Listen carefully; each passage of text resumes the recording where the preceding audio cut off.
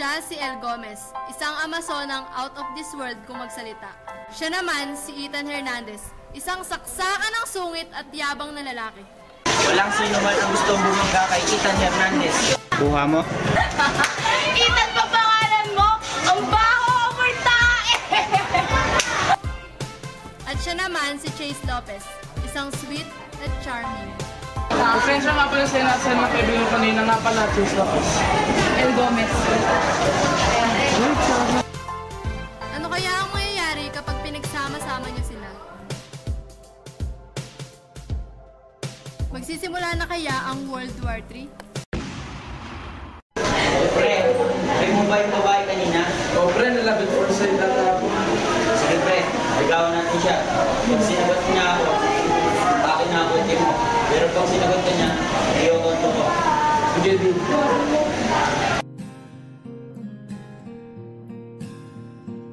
O baka naman may magsisimulang bagong love story na aabangan nyo. And pwede maligaw? Hoy babae, sa ayaw at sa gusto mo, niligawan kita.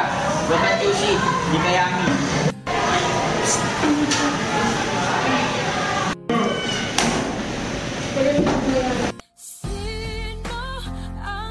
Who will she choose?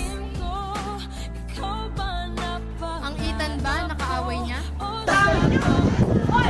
Nanakit mo ako kayo! Baka kanina kala mo sino kaya? Bakit? Bakit? Hoy! Hoy! Nakakama ako! Hoy! O ang Chase na nagpapakilig sa kanya? Teka. Oh, semento ka ba? Bakit? Kasi meant to be tayo. Ha? Kasi meant to be tayo. Di ko gets!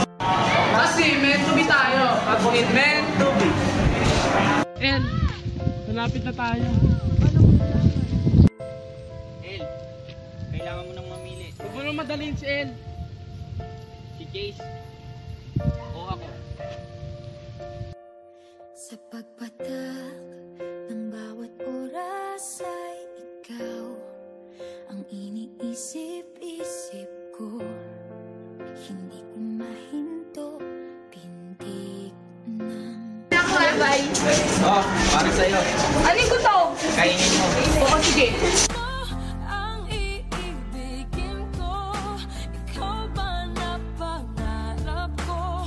O siya bang kumakatok sa puso ko?